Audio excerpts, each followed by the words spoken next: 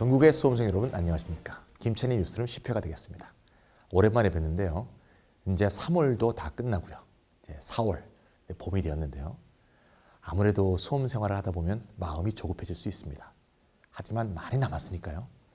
열심히 하시고 올해 한 해를 자신의 열정을 다 투자해서 원 없이 공부하고 준비하는 한 해가 되셨으면 좋겠습니다. 자, 우리가 2018년도 대입 대비로 오늘이 이제 3회째가 됐는데요. 8회, 9회 했죠. 10회 때부터는 각 대학별 전형 계획을 하나하나 살펴보는 기간을 잡아보도록 하겠습니다. 자, 오늘은 첫날로 서울대를 해보도록 하겠습니다. 자, 모든 수험생들의 로망이라고 볼 수 있는데요. 자, 먼저 서울대 2018년도 입학 전형의 모집 인원부터 살펴보도록 하겠습니다. 네, 확연하게 눈에 들어오는 게 모집 인원이 증가했죠. 총 인원에서 45명이 증가했습니다. 45명이 증가한 여러 과들이 있는데요. 가장 대표적으로 증가한 과가 의예과가 되겠습니다. 서울대가 로망이라면 로망 중에 로망이라고 볼 수 있는데요.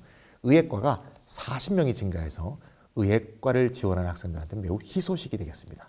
이 편입 인원의 모집과 관계돼서 인원의 변동이 생겼기 때문에 사실 작년에 늘어났어야 되는데 1년 지연돼서 올해 서울대와 연대 의예과 두 군데의 모집 인원이 증가하게 되어 있습니다. 각각의 모집 방법에 대해서 한번 살펴보면 지역균형 선발은 약간 늘었죠. 네, 일반 전형도 약간 늘었습니다. 그에 반해서 정시는 약간 감소했다는 거. 두 개를 증가한 것만큼 감소했다. 전반적으로 수시 중심으로 서울대가 입학 전형을 짠 지는 매우 오래됐고요.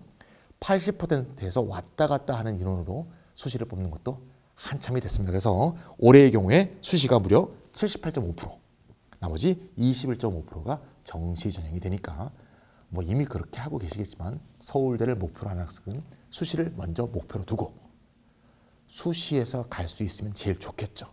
예, 정시라는 건 수시로 갈 수 없을 때 선택해야 되는 마지막 비상구다. 이렇게 생각해 주시면 되겠습니다. 근데 자기가 2학년 때 또는 3학년 1학기까지의 내신과 비교과와 다양한 점을 고려해 볼 때 내가 목표로 하는 서울대가 안 된다 그러면 당연히 정시로 마지막 도전을 해봐야 되지 않을까 하는 생각이 듭니다. 자, 먼저 수시에는 이제 두 가지가 있죠. 네, 수시에는 첫 번째로서 이제 지역균형 선발이 있고 두 번째로서 일반 전형이 있다는 건 다 알고 계시는데요. 여러 가지 차이점이 있죠. 첫 번째 차이점은 여기 보시면 아시겠지만 네, 지역균형 선발은 서류 플러스 면접이라고 되어 있고요. 일반 전형은 서류 플러스 면접 구술이라고 되어 있죠.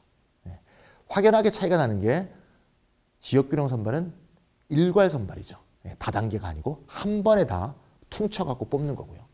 일반 전형은 1단계에서 서류로 먼저 몇 배수를 추린 다음에 2단계에서 합격자를 확정하는 그런 형식으로 되는 게 첫 번째 차이점이 되겠고요. 두 번째는 이제 면접 방식의 차이가 있죠. 네, 제일 중요한 게 앞에는 지규는 면접이고요. 그다음에 일반은 면접 구술이니까 좀 더 정밀화된 시험을 본다는 걸 알 수 있겠죠. 자세한 얘기는 좀 이따 또 하도록 하고요. 그다음에 나중에 또 보겠지만 기본적으로 지규는 수능 최저가 있고 일반은 수능 최저가 없다. 이런 차이점을 확연하게 우리가 알 수가 있습니다. 자, 우리가 그 지균이건 일반이건 간에 기본적으로 학생부 종합평을 내려면 우리가 서류를 제출해야 되는데 서류에는 중요한 서류 중에 자소서라고 있죠.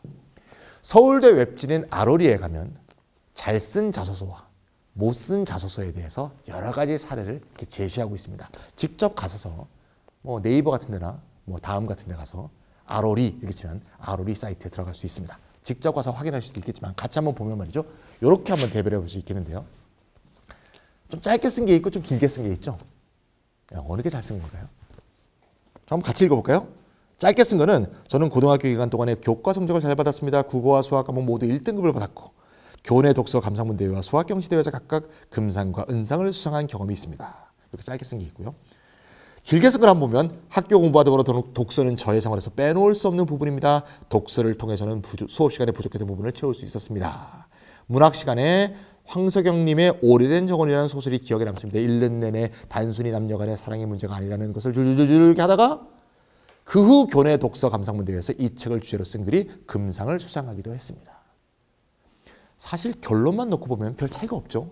이것도 금상 탄 거고 저기도 금상 탄 거고 얘기는 결국 같습니다만 첫 번째 본문은 간결하게 자신의 능력과 수상 경력을 소개하는 거고 두 번째 본 거는 내가 어떤 과정을 거쳐서, 내가 어떤 경험을 거쳐서, 나의 어떤 노력을 통해서 그러한 결과에 도달하겠는지, 그런 식으로 서술이 이루어지고 있습니다. 이걸 학생부 종합형에서는 스토리라고 하죠. 스토리. 요새 뭐 스토리텔링형 수학 이런 얘기 나옵니다. 기본적으로 자기 주도 학습의 과정 속에서 그런 결과가 나오게 된 그 스토리가 전개되지 않으면 별로 좋은 자소서라고 하지 않는다는 걸 잘 명심하시고요. 그냥 무조건 길게 쓴다고 중언부언하는 건 좋지 않고요. 길게 썼다고 잘 쓴 게 아니고 그러한 스토리가 잘 담겨 있다는 면에서 좋은 자소서라고 볼 수가 있습니다. 그래서 나는 이렇게 똑똑한 사람이야, 잘난 사람이야 보다는 자신의 성장 과정을 잘 담을 수 있도록 그런 식으로 자소서를 전개해 주시면 좋을 것 같습니다. 또 자소서에 보시면 말이죠. 기본적으로 자소서는 1번부터 3번까지가 대학 모두의 공통문항이죠. 그걸 대교육 공통문항이라고 하는데요. 하지만 4번은 다 자율 영역이라고 되어 있죠. 그래서 각 대학별로 4번의 문항들이 다 다릅니다. 서울대의 4번 문항은 뭐냐? 총 3권 이내로 자신의 독서 활동에 대해서 기술하는 내용이 되겠습니다. 따라서 독서 활동을 얼만큼 치밀하고 나름 정돈된 상태에서 진행하는 거 매우 중요하고요. 그 점은 당연히 면접 과정에서 질문이 들어올 수 있으니 거기에 대해서 확실하게 자기가 정돈하고 있어야 면접에 대한 대비가 될 수 있다. 이렇게 볼 수가 있겠습니다. 기본적으로 좀 전에 이제 면접의 이름이 다르다는 말씀을 했는데요. 직유는 그냥 면접이고 일반은 구술 면접이다. 그런 점에서 차이점이 있겠죠. 자, 먼저 직유 면접을 보시면 말이죠. 직유 면접은 기본적으로 학교생활 기록부하고 자기소개서에 있는 내용을 점검하는 내용이다. 이렇게 보면 되겠습니다. 학생부에서 어떻게 써 있겠죠? 세특에 써 있을 수도 있고요. 교과에 써 있을 수도 있고 또 동아리 활동처럼 써 있을 수도 있고 자율 활동 여러 가지 써 있을 수 있습니다. 여기에 대해서 질문을 던질 수가 있고 또 자소서 1번부터 4번까지 자소서 내용 중에서 질문이 들어올 수가 있겠죠. 보통 혼자 있고 질문하는 분은 여러분들이 되어 있습니다. 그래서 여러분들이 돌아가면서 질문을 하게 되어 있죠. 그래서 이런 것을 입학 전형에는 서류 내용과 기본적인 학업 소양을 진단한다. 이렇게 되어 있습니다. 기본적인 학업 소양이니까 아주 고난도의 어떤 교과목에 대한 질문은 없다. 이렇게 보시면 되겠고요. 보통은 이제 합격한 학생들하고 불합격한 학생들이 얘기할 때 면접 내용에 조금 차이가 있다고 합니다. 근데 이건 절대적인 게 아니니까. 나한테 면접을 이런 거 물어봤는데 나 떨어질 것 같아. 꼭 이렇게 생각하실 건 없고요. 이런 것을 물어보니 자기가 쓴 서류에 대한 정확한 숙지와 이걸 어떻게 말로 표현할 것인가 거기에 대한 준비를 갖고 들어가시면 충분할 것 같고요. 실제 면접은 한 10분 정도 진행된다. 이 점도 확인해 주시면 되겠습니다. 자, 그러면 일반의 경우는 말이죠. 구술 면접이라고 했으니까 면접 구술이라고도 하고요. 기본적으로 시험을 본다라는 느낌을 갖고 면접에 응해 주셔야겠습니다. 실제로 필답고사를 볼 수 없기 때문에 그 필답고사로 볼 만한 내용들을 구술 면접으로 본다. 본고사를 본다. 이런 느낌으로 준비를 해 주셔야겠죠. 실제 진행 과정도 좀 차이가 있는데요. 면접 대기실에서 대기를 하고 있다가 답변 준비를 해서 30분 내지 45분 동안 답변을 준비하게 돼 있죠. 왜냐하면 문제가 어렵기 때문에 그냥 톡톡톡 보고 대답할 수 있는 그런 문제가 아니죠. 수학 문제가 나오는데 그 수학 문제를 어떻게 풀지 준비하지 않고 풀 수 없는 거 아니겠습니까? 그래서 답변 준비 시간이 과에 따라서 문제 항목에 따라서 30분에서 45분 사이로 주어진 다음에 자기 숙번이 정해지면 면접실에 들어가서 15분 동안 면접을 보게 되어 있습니다. 일반 전형에서 면접 구술 시험을 치는데 이거는 과마다 모집단별로 다 다르게 되어 있습니다. 먼저 인문대하고 사회대. 근데 사회대에서는 경제학부는 좀 다릅니다. 경제학부는 빼고 인문대하고 사회대, 경제학부를 뺀 사회대는 인문학이나 사회과학 관련 제시문을 활용해서 전공 적성 및 학업 능력을 평가한다. 그런 얘기죠. 그리고 영어 또는 한자가 활용된다. 국어 문장이라면 한자가 나올 수 있고요. 또 영어 문장도 나올 수가 있습니다. 그에 반해서 경제학부는 경제학부 잘 아시죠? 수학이 굉장히 많이 필요한 특히 미분이 매우 중요한 곳이 경제학과라고 볼 수 있죠. 따라서 사회과학뿐이 아니고 수학 관련 제시문도 활용하면서 전공 적성 및 학업 능력을 볼 수 있다. 이런 점이 차이가 있고요. 자연대는 굉장히 쉽습니다. 자연대는 자기 과 과목을 그냥 봅니다. 수학과는 수학, 통계학과도 수학. 사실 수리과학부하고 통계학부가 사실 같이 과를 운영하고 있습니다. 물리학하고 천문학이 같이 있는 물리천문학부는 물리, 화학부는 화학, 생명과학부는 생명. 이렇게 보시면 되겠고요. 올해 달라진 학교가 지구환경과학부인데요. 지구환경과학부는 작년까지는 그냥 지구과학이었는데 그러자 보니 지구과학을 공부하지 않은 학생들이 좀 지원하지 않는 경향이 있으니까 좀 넓혔습니다. 그래서 지구과학이나 물리, 화학 중에서 택 1을 하면 된다. 벌써 자연과학들 중에서 제일 인기가 없는 과가 뭔지를 딱 알겠죠. 나머지는 자기 과 과목을 공부한 학생들을 딱 뽑는 거고, 지구과학부는 자기 과 과목이 아니더라도 물리하고 화학을 공부했더라도 면접 구술을 볼 수 있도록 문호를 좀 개방했다, 이렇게 볼 수가 있겠습니다. 또 간호대라든가 뭐 경영대, 공과대 쭉 한번 보시면 되겠고요. 농업생명과학대가 올해 많이 바뀌었습니다. 농업생명과학대에서 농경제사회학부 변화가 없습니다. 경제학부하고 같습니다. 또 산림과학부라든가 식품동물, 조경지역, 여긴 변화가 없는데요. 세 개 과가 변화가 있습니다. 첫 번째로 식물생산과학부가 바뀌었는데요. 작년까지는 화학, 생명과학 관련 제시문이 나왔습니다. 다시 말해서 화학 플러스 생명과학이었다, 그 얘기죠. 근데 올해부터는 그냥 생명과학만 하면 되니까 공부 부담이 줄었다, 이렇게 볼 수 있겠고요. 응용생물화학부, 매우 인기 있는 과 중에 하나죠. 응용생물화학부는 작년은 화학 플러스 역시 생명과학이었는데 올해는 화학 혹은 생명과학, 즉 택 1을 할 수 있도록 바뀌었다. 둘 다 완화된 과라고 볼 수 있겠죠. 그 다음에 바이오 시스템 소재학부는 말이죠. 바이오 소재하고 바이오 시스템이 같이 있는 겁니다. 시스템은 이제 기계적인 거고요. 소재라는 건 이제 뭐 섬유라든가 이런 것들을 포함하는 겁니다. 바이오 시스템 소재학부는 작년까지는 수학 플러스 생명과학이었는데요. 올해부터는 물리 플러스 화학이 됐답니다. 좀 황당하죠. 완전히 과목이 바뀌었습니다. 수학, 생명과학을 하다가 물리화학으로. 그래서 이 바이오 시스템 소재학부를 준비하는 학생들은 좀 잘 준비하고 자기가 선택했던 과탐에 맞는 그런 과에 진학하는 것을 나중에 이제 원서 쓸 때 조심 좀 해주셔야겠죠. 사실 따지고 보면 물리화학을 보는 게 맞습니다. 섬유 같은 거는 화학에 해당하고요. 시스템은 기계니까 물리하고 관계되니까 훨씬 더 합리적인 방향에서 바뀌었다, 이렇게 볼 수가 있겠습니다. 마지막으로 이제 면접 구술이 바뀐 과는 자유전공학부가 되겠는데요. 자유전공학부는 원래 문과, 이과의 융합학과로서 사실 서울대가 준비한 과라고 볼 수 있죠. 시작은 이제 법대가 없어지고 로스쿨이 생기면서 법대에서 뽑던 인원을 어떻게 할 것이냐. 서울대가 먼저 갈 길을 제시했죠. 자유전공학부로 가자. 해서 많은 학교들이 그렇게 이제 바꿨는데, 이제 연대같이 자유전공학부가 이제 폐지된 경우도 있고 계속 유지되는 경우도 있지만, 사실 자유전공학부가 자유전공학부대로 좀 유지가 되는 건 나름 그래도 서울대밖에 없는 상황인데, 그럼에도 불구하고 이과 애들이 좀 덜 들어왔다. 그거 왜 그런가 한번 봅시다. 먼저 작년부터 보여주세요. 네, 보여지고 있죠? 네. 작년의 경우에는 인문학, 사회과학, 수원, 수투 이 네 과목 중에서 택 3을에서 면접 구술을 보게 돼 있었습니다. 그러면 이제 문과 학생들 같으면 인문학하고 사회과학하고 수원 하면 되겠죠. 네, 그런 식으로. 그래서 세 과목이 충분히 선택되는데, 이과 학생 입장에서는 수원, 수투를 하고 좀 생소한 인문학과 사회과학 중에서 하나를 선택하려니까 좀 껄끄럽죠.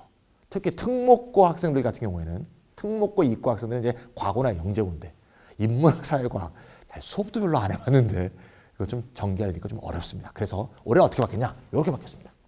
네, 수원을 필수로 하고, 그리고 인문학, 그다음에 사회과학, 수학, 투 중에서 그냥 택 1만 하면 되니까 한 과목이 줄었죠.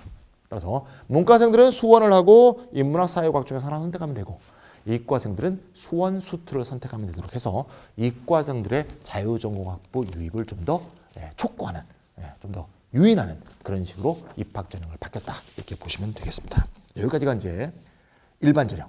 좀 전에는 이제 고전에는 이제 직윤까지 해서 면접과 면접 구술을 다 살펴봤습니다. 실제로 면접 대비를 하는 학생들은 다 기출문제는 열심히 점검해야 되는 거 다 아시겠죠? 역시 웹진 RO리에 가서 몇 년 동안 기출문제 다 있으니까 기출문제 확인해 보시고 다 공부하고 계실 것이라 믿겠습니다. 실제로 말이죠. 그러면 이제 면접 구술에서 합격하려고 그러면 어떻게 해야 되느냐? 제가 많은 제자들을 봤는데요.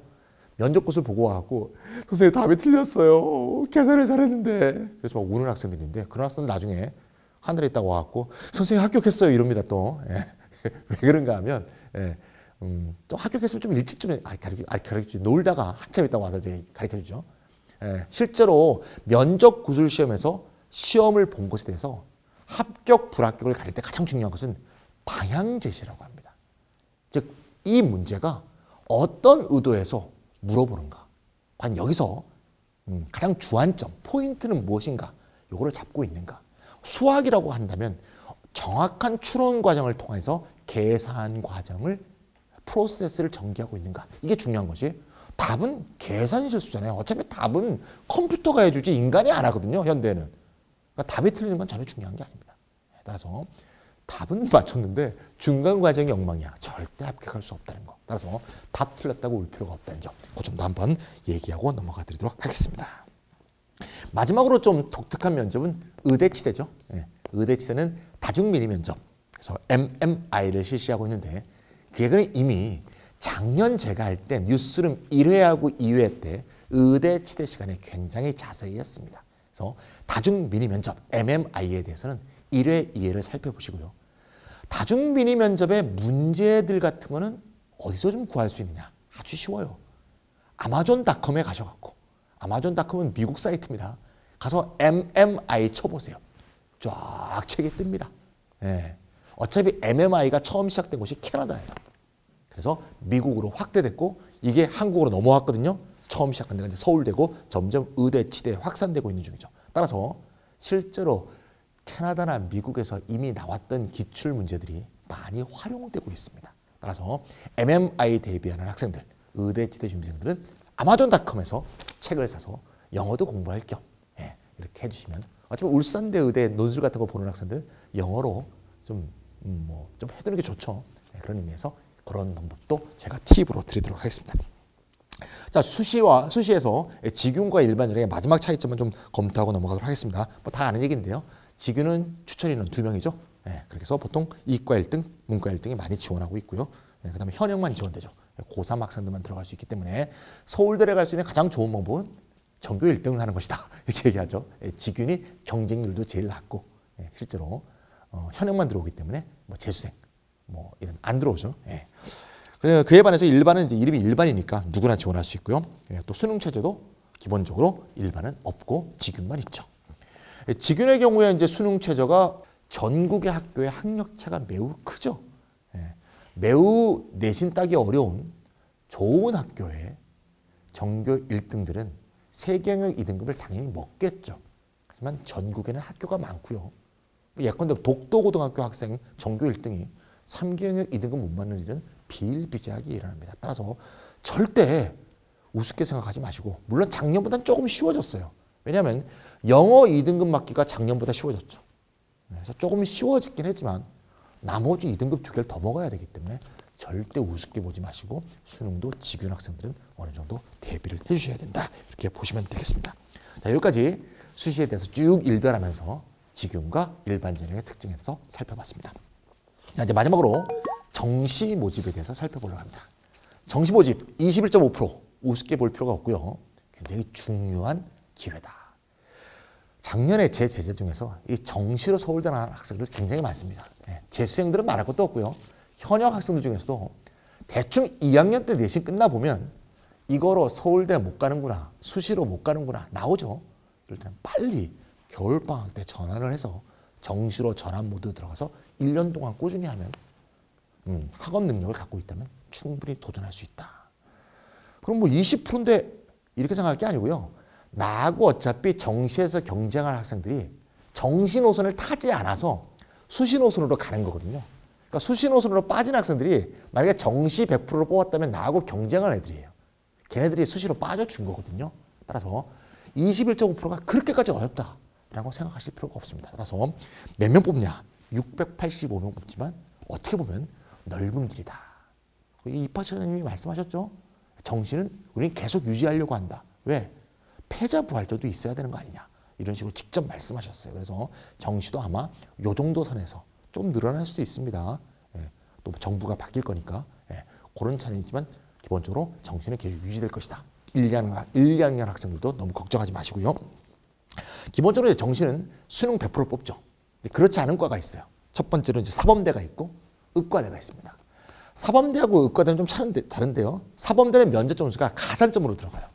따라서 면접을 잘 보는 게 굉장히 중요하죠. 의대는 면접이 결격 사유를 판단하는 데만 씁니다.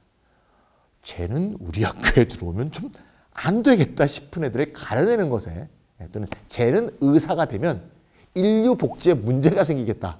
이렇게 생각되는 애를 가려내기 위해서 면접하는 거니까 크게 잘못 보지 않는다면, 윤리적으로 문제가 되지 않는다면 큰 문제가 안 된다. 이렇게 볼 수 있습니다. 제가 지금 의대 뭐 얘기하는 거죠? 정시 면접을 말하는 겁니다.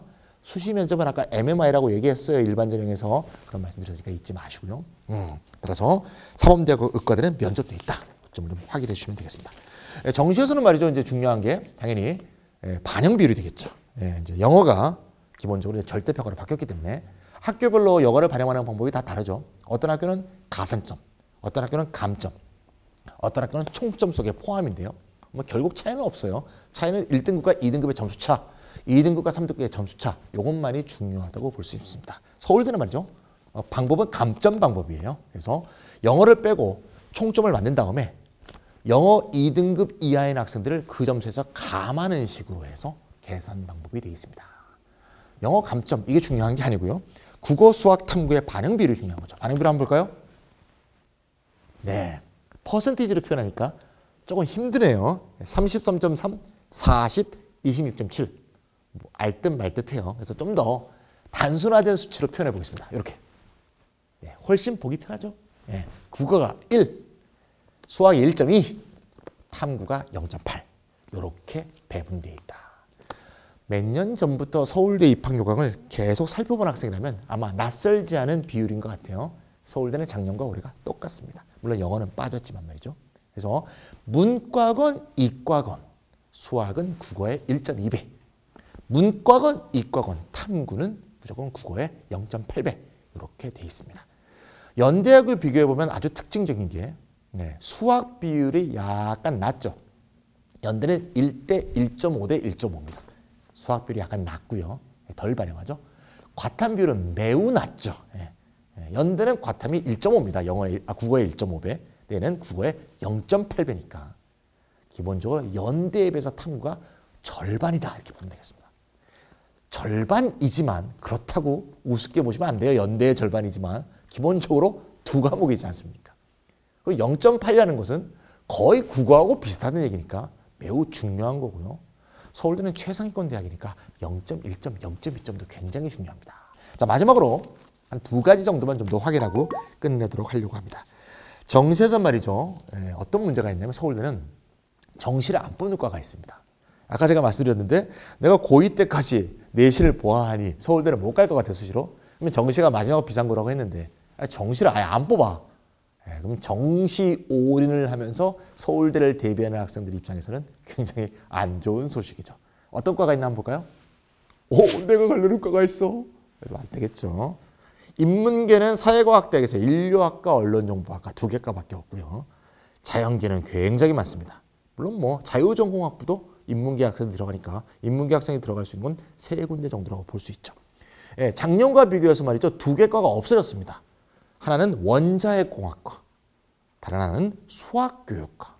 원자핵공학과하고 수학교육과가 내년부터는, 올해부터는 정시 모집을 실시한답니다. 자, 그러면 그 두 개 과를 뺀 나머지 과는 전부 다 계속 수시만 뽑는다는 거 아니냐? 그럼 정시를 안 뽑냐?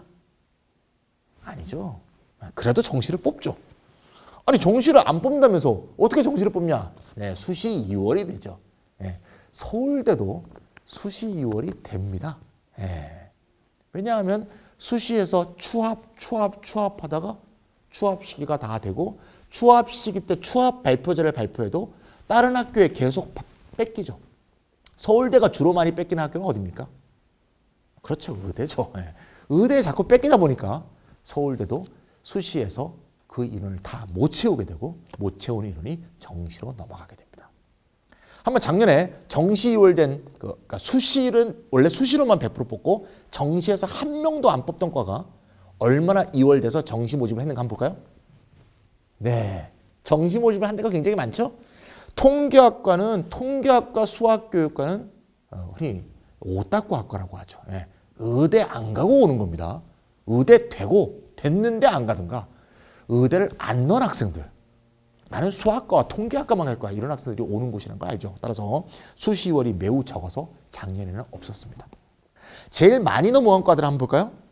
지구환경과학부 7명, 원자핵공학과 9명, 수의학과 10명, 요 세 개 과의 공통점은 네, 매우 들어가기 어려운 과입니다만 서울대에서는 상대적으로 비인기학과다. 수의학과가 비인기학과요? 수의학과가 전국 차원에서는 비인기학과가 아니지만 서울대에서는 비인기학과다. 이런 말이에요. 예, 매우 좋은 과입니다. 예, 잘 알아들으셔야 돼요. 또 마지막으로 수시 2월이 많이 된 학교가 치의학과가 있는데요. 치의학과는 서울대 차원에서 보더라도 인기학과입니다. 예, 절대 비인기학과가 아닌데 그런데도 왜 이렇게 수시에서 다 못 채웠느냐? 예, 다른 데 의대로 많이 뺏겼다는 거죠. 그래서 이거는 이제 입시 전문 용어로는 서울대 치의학과의 굴욕이다. 그런 말도 하는데 그렇다고 치의학과는 굉장히 우수한 학생들이 들어가는 과입니다. 하지만 이렇게 7명이나 정시로 넘어온다더라. 이렇게 생각할 수 있겠죠? 서울대 치의학과를 가고 싶었어. 근데 내신이 별로 안 좋아. 근데 모의고사는 자신이 있어. 이런 학생들이라면 수시 2월 당연히 됩니다. 3년 동안 계속 됐거든요. 당연히 될 거라고 생각하시고 정시 공부 열심히 해보시면 하고 있으시면 기회가 열린다 이거야. 문이 열린다 이거야. 따라서 닫혔다고 생각하지 마시고 열릴 문을 기대하고 정진하고 계시면 되겠습니다. 자, 마지막으로 아까 우리가 서울대 인원이 한 45명 늘어났는데 대표적으로 그게 의대에서 40명이 늘어났다 그랬어요. 그럼 의대 40명이 각각 모집 방법으로는 어디가 늘어났냐. 여기 보이시죠? 네, 총 135명이 됐습니다. 40명이 늘어나서 와 엄청나게 뽑습니다. 그렇죠. 굉장히 하늘에서 별 따기처럼 어렵죠. 직윤이 5명 늘었습니다. 그래서 30명. 네. 그다음에 정시도 5명이 늘었습니다. 그래서 30명. 그럼 나머지는요? 나머지는 전부 일반 전형이 무려 30명이나 증가했습니다. 네. 서울대 의대 일반 전형 오는 학생들이 굉장히 우수한 학생들이 많더라. 그렇죠? 전국에서 기본적으로 이제 직윤 같은 경우는 기본적으로 특목이나 자사애들이 못 오죠. 그래서 일반 전형에서 더 많이 뽑고 싶은 그런 의도를 잘 표현하고 있다. 사실 과학고 같은 경우는 이제 학교마다 좀 차이가 있죠. 의대를 써주는 학교가 있고 안 써주는 학교가 있습니다만 어쨌건 써주는 학교도 굉장히 많은 상황에서 일반 전형을 많이 늘렸구나 이렇게 우리가 알 수가 있습니다. 자, 오늘 말이죠. 2018학년도 대입 대비로 서울대 편을 살펴봤습니다. 다음 시간에도 계속 대학별 요강은 계속되니까 관심을 갖고 자기가 관심을 갖고 있는 대학이 나올 때까지 꾸준하게 같이 들으시면서 공부를 해주시면 되겠습니다. 다음 11회 때 만나 뵙도록 하겠습니다.